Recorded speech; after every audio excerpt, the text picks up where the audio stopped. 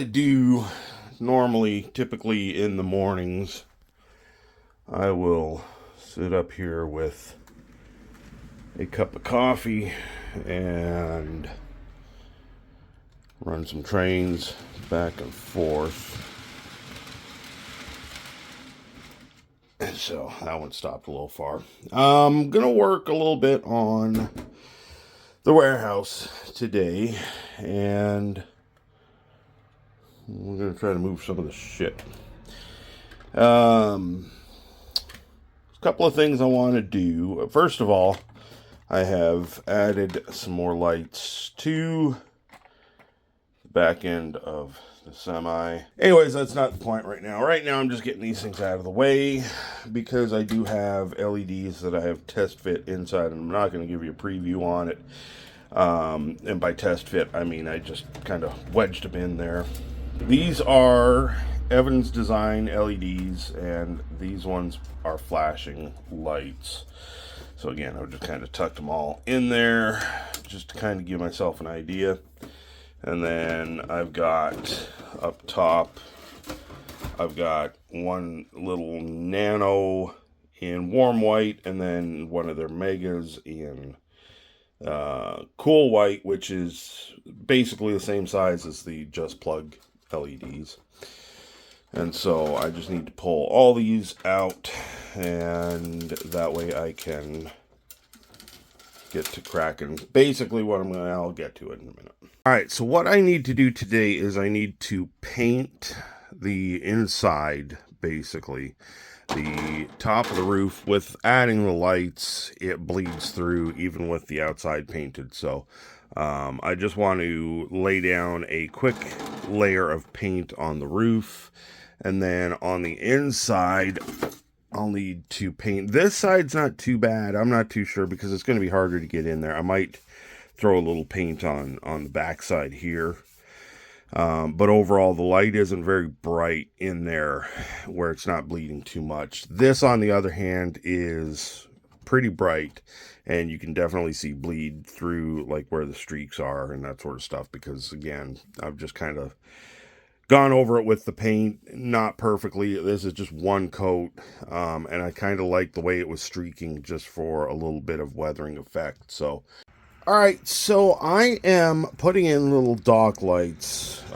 If you've never been around a warehouse, there's usually a red and green, typically flashing, sometimes solid, lights that are used for dock locks. So I have from Evans Designs some 3mm lights. I've got two that are red, and I've denoted it by the masking tape there.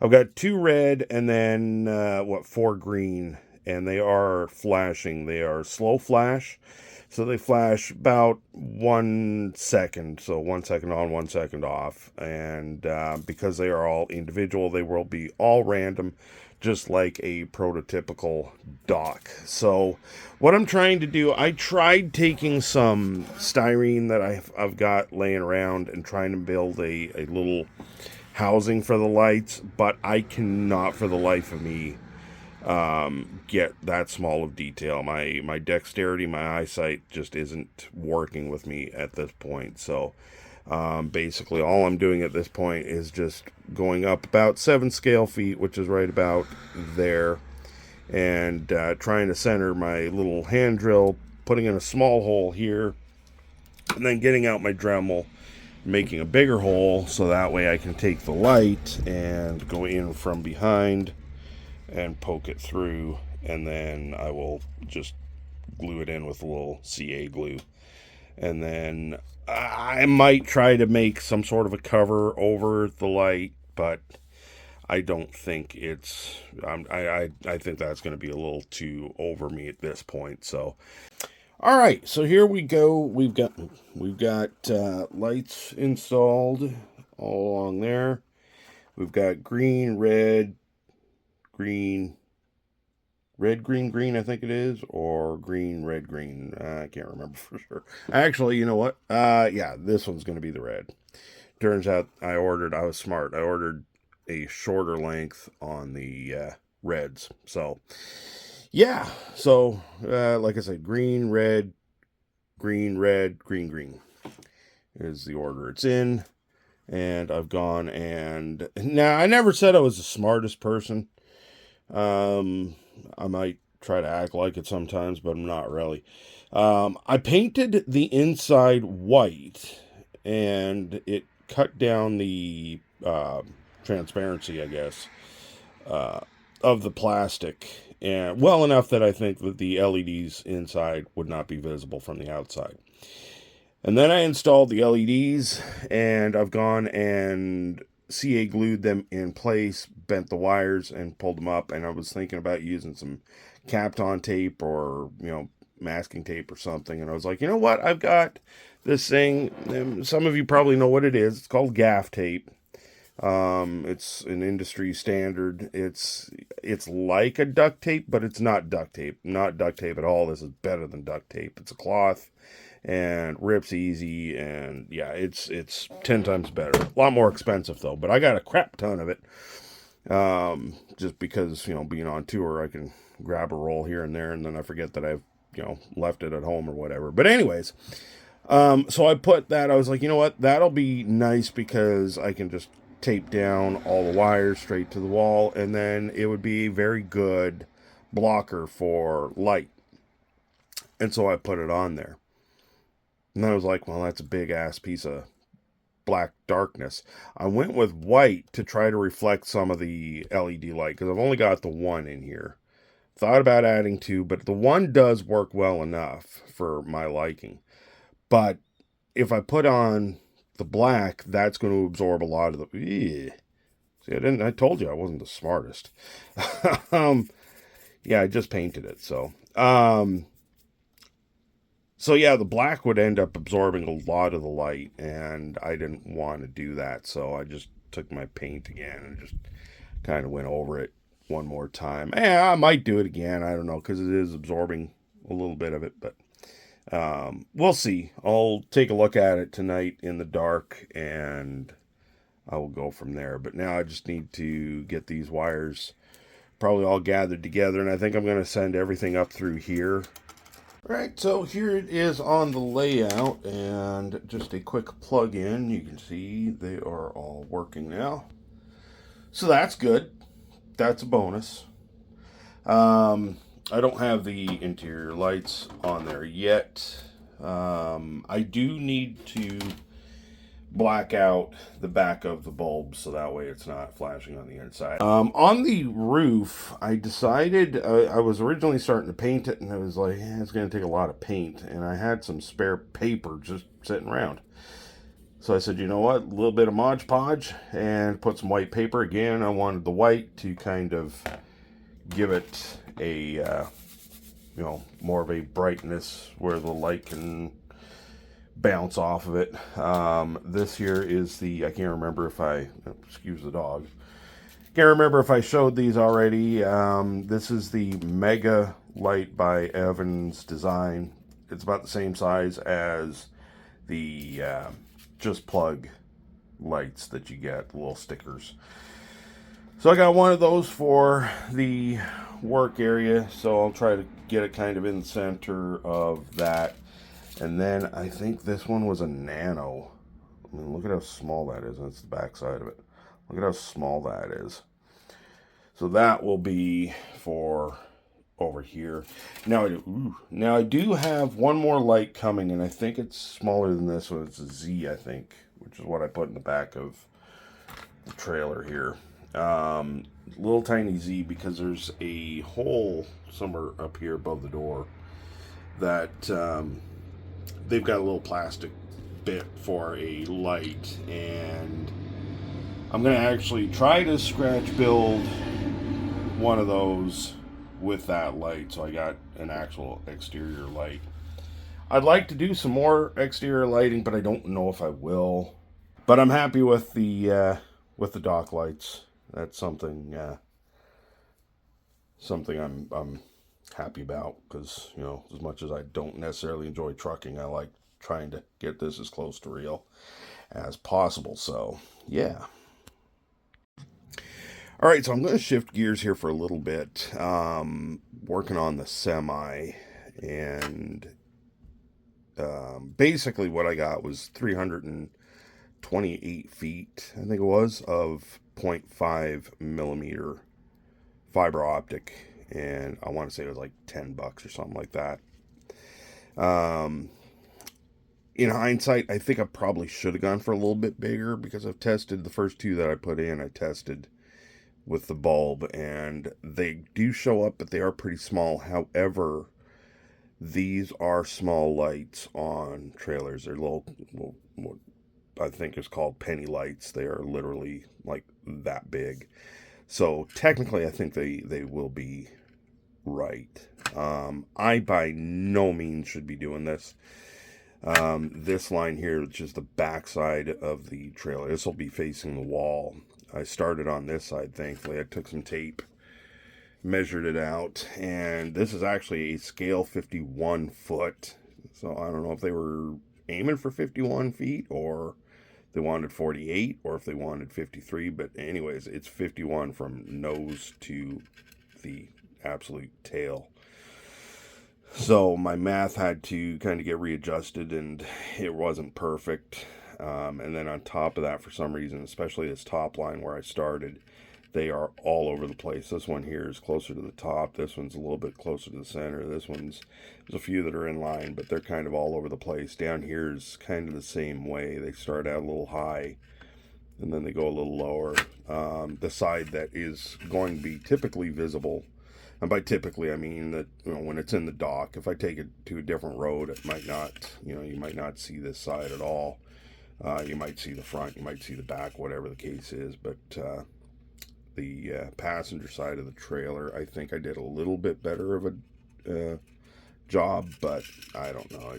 And the front, they're all kind of janky too. That one didn't go all the way in. So yeah, it's definitely not perfect. Will I do this again? Probably not. I will spend the money on. Now I understand why these are so expensive. Just, they are kind of a pain in the rear. All right, well, I believe this spaghetti of a mess is all of the fiber optics I need. Some sticking out here still. I'm gonna have to get some clippers at some point and clip some. Yeah, there's some definitely hanging out. Definitely was not the easiest thing to do. Will I do this again? No. I'll spend the money. I understand why they cost so much now. But I mean, this one's handmade, or not handmade, but done by my hands, lit up by my hands. So now I need to try to gather them all, get them to a certain point, and then just bundle them, and then try to snip them all off at the same height. Well, the theory is working, kind of. There's just a couple of lights, like over by my thumb, that are a little dimmer than, and especially this side, because I'm not getting them full light, I guess. But it's a work in progress. I'm so far happy with it. Right, well, I'm going to move on from the semi-trailer now and start working on painting some lines. Done a little bit of weathering. I'm going to stop doing what I'm doing because it's starting to go in a direction I really didn't like. So that is pretty much going to be done at this point, aside from some, powders for, soot and that sort of stuff. Getting onto the lines here. I'm going to put the white lines for the docks, and then I need a yellow line for the center of the road. I've got yellow ochre because I really want this to show that it's just not a priority road for them to work on. The only reason they're doing this is probably a water line that's leaking and the town is losing money.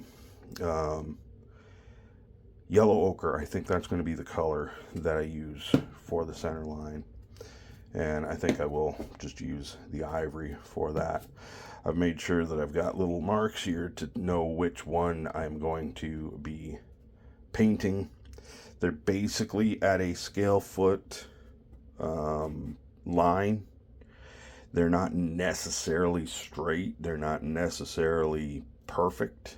Like this one here looks like it's a little thicker back there than it is here.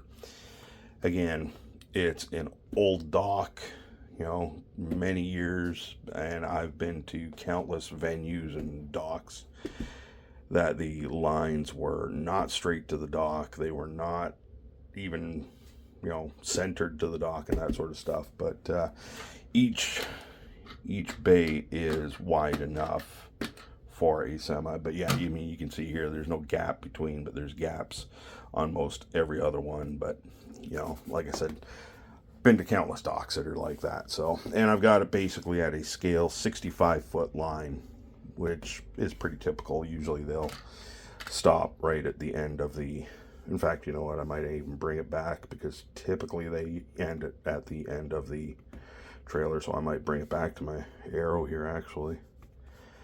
I think I'm going to do that.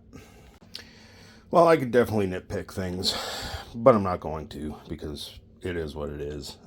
Anyways, I got lines painted. All the dock lines are done in the ivory, and I just did kind of a wet wash on them. Definitely came out pretty well. Definitely look aged, and I'm happy with that. Did the lining for the road, and this one to the left was the first line, and I loved it, but then I remembered, no, I wanted it to be double lined, and then that's where the second one came in, and the spacing just didn't turn out quite the way I had wanted it. The things are unfocusing. I keep forgetting I got one of these. This line back here, the one on the right, kind of does a little bit of a woo. Same with here. I think this line here kind of comes in on a bit of an angle compared to this one. It's a thicker line, but it is what it is. I mean, I'm happy with it still. Happier than how this is turning out. Not too sure if I'm going to be able to do the cab like I want it to. There's just too much inside this trailer, and I would have to fit all of that into that cab, so I don't think that's going to really work out. Unless I wanted to leave it a static display, in which case I couldn't sit here because I would have to drill through the layout, and then there's a 2x4 under there, so I'd have to slide it back here or put it over in this industry or something. But I could have all of the fibers come down underneath and just drill a hole straight underneath. But that's going to be a future Sean issue. I'm not going to worry about it right now. Did some chocolate brown inside the hole. Anyways, so that's kind of earthy now, and yeah, I think at this point I'm going to be done for at least this morning. It's going to get to the point where I got to put the pieces in here. Probably get away with that now, and then do a little bit of weathering and final touches on the roadway, and then I can start on the side here. And I'm going to use, and I've seen, who was it? K&W, I think it was, Kansas and Western, using grout, hiding his track, and I like the way it's turning out. Now I got this natural gray sanded grout. It's pretty thin, like it's pretty powdery. Not sure if I like that or not. I was going to put the gray on the roof here and make it kind of like a stone, not a stone, but something other than just black roof. So the natural gray, that's why I got the natural gray, but I might go and get some sort of a brown or like a beige or buff or something to put, to put here. Worst case scenario, I do use that one, and I'm going to probably paint the sand in the buff or whatever it is that I had, that I was going to say, the one that I used where you can see the dirt along here. That's why I made sure that there was, all this. That wasn't a mistake. That was done on purpose, because the sand, dirt, whatever you want to call it, will be over here. So I wanted it to just kind of show like there's been wash and dirt, that sort of stuff. Yeah, I need to do some touch-ups in the yard. Some of it pulled up. The grout or the spackle, whatever it is that I used, Didn't really like the tape. Some of it kind of got pulled up, so not a big deal. Again, just add some touches here and there with some brown paints and that sort of stuff. Adds more to the weathering on that anyway, so in the end, that kind of works out. So I'm happy with that. And I mean, overall, I'm still happy with how this has turned out. So anyways, thank you all so much for watching. That is not the middle finger, although I wonder. I should 3D print one that's a middle finger, because that fits me a little bit better. But anyways, thank you all so much for watching. Focus on the hand. There we go. Happy railroading and all that jazz. See ya later.